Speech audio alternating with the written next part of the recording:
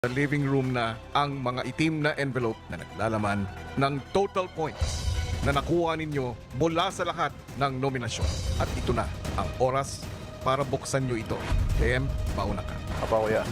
Expected ko rin naman po na makakuha po ako ng boto sa nominasyon. Susunod kay At sa daming points na nakuha ko, aba, ang dami ko nang nagawa pala dito. Colette.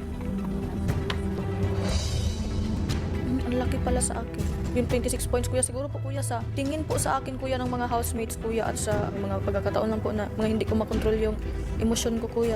JB, ikaw lang. Naman po na mabuti pala yung perception po sa akin ng mga tao dito po.